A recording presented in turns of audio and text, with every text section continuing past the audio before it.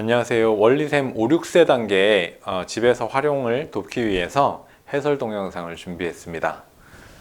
5, 6세 단계의 흐름을 먼저 한번 보셔야 될 것 같아요. 집에서 하실 때 문제만 풀리시지 말고 이게 어떤 의도로 만들어졌구나 이런 부분을 이해하신다면 훨씬 더 학습이 효율적으로 될 수 있겠죠.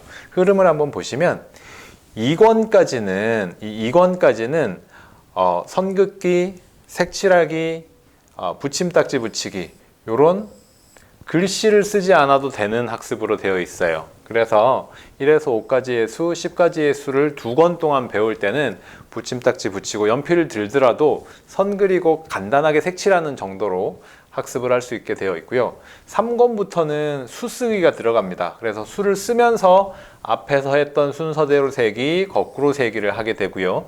이 순서대로 세기, 거꾸로 세기는 덧셈 뺄셈의 기본이 되는 활동이에요. 그리고 이것들을 더 정교하게 연습하는 게 6, 7세 단계가 되겠습니다.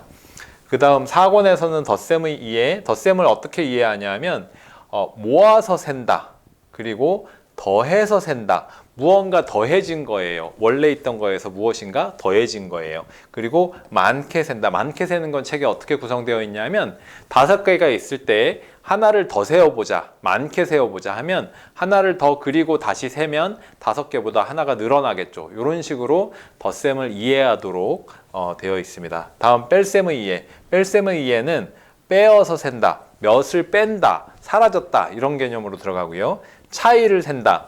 5개가 있고 3개가 있고의 차이를 센다 이런 게 되겠죠. 그 다음에 아까 많게 세기와 반대로 적게 센다. 5개가 있는데 하나를 X표하고 적게 세워보자. 이런 식으로 뺄셈의 개념을 만들어 주고요.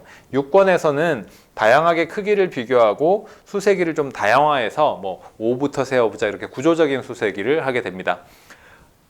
이 5, 6세 단계를 풀리실 때는 반복해서 연습한다고 생각하시지 말고 어떤 개념을 익혀간다 이렇게 생각하시는 게 좋아요. 더하기 빼기라는 기호는 하나도 나오지 않습니다. 제가 5, 6세 단계를 만들 때 의도했던 것은 덧셈의 개념, 덧셈의 상황 이런 것들을 알게 하자 였어요. 구체적인 페이지 몇 페이지를 보여드리면서 짧게 한번 설명을 해보겠습니다.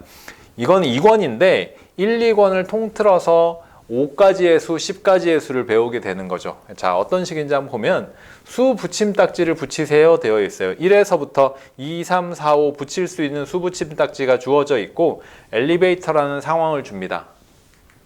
다음에 점점 올라간다라는 이미지를 주기 위해서 여기 그림도 보면 그런 이미지의 그림을 꾸며놓고 붙임딱지를 붙이면서 수의 순서를 익히도록 한 거예요. 이게 1권과 2권에 아까 말씀드린 학습 목표의 예시 페이지로 보여드린 거고, 그 다음에 3권으로 가면 이렇게 세는데 앞에와는 다르게 이렇게 직접 쓰게 하는 거예요. 여기는 1, 2 해서 이렇게 2를 이렇게 쓰게 하는 거예요. 그리고 쓰면서 아이들이 많이 틀리는 부분들에 대해서 한번 생각해 보라고, 누군가는 이렇게 잘못 썼어요 이렇게 쓰는 친구들이 있거든요. 분명히 특히 3을 이렇게 옆으로 뒤집어서 쓰는 아이들은 정말 너무 많이 있어요. 그래서 수를 쓰는 과정에 대해서도 이렇게 쓴 건 잘못 쓴 거야, 한번 뭐가 잘못 쓰게 된 걸까 이렇게 생각해보고 고치게 하는 과정도 수쓰기라는 학습을 어떻게 할까를 고민하면서 이런 페이지를 집어넣게 되었답니다. 그리고 나서는 앞에 1, 2권 했던 것과 같이 수를 세면서 쓰고 이런 과정들이 있어요.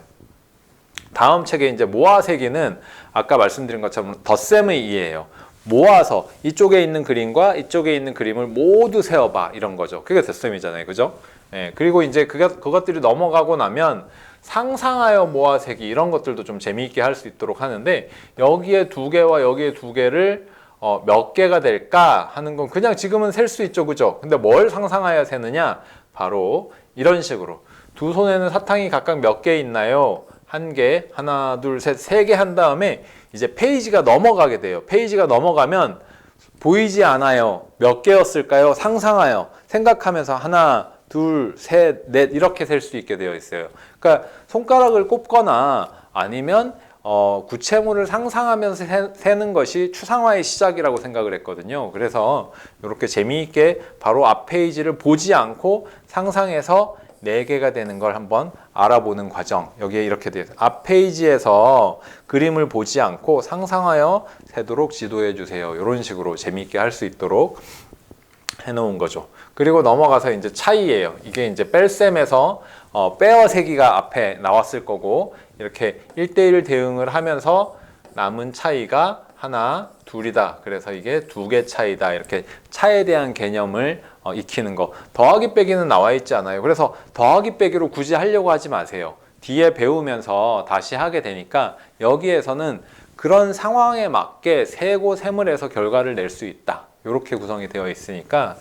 그리고 너무 반복시켜서 연습한다 생각하시지 말고, 잘 안 되면 생활 속에서 연습을 시키려고 하세요. 자, 이런 것들도 구체물을 통해서 실제로 똑같은 것끼리 이렇게 묶어보고, 그래서 여기 소재들이 잘 보시면 이렇게 짝지을 수 있는 소재들로 해놨어요. 여기에는 이제 보면 비슷한 건데, 어떤 페이지에는 서로 짝이 되는 소재로 되어 있어요. 뭐 숟가락과 포크라든가 뭐 이런 것들로 되어 있거든요. 그래서 그런 걸 짝지어 놓고 남은 것들을 세면 뭐가 몇 개 많다, 이런 식의 개념들을 아이들과 꼭 지면상이 아니라 활동으로도 해볼 수 있는, 여기 바로 나오네요. 자, 연필과 지우개라든가 치약과 칫솔이라든가 이렇게 짝지으면 칫솔이 3개 많아, 이런 것들을 아이들이 해볼 수 있는 거죠.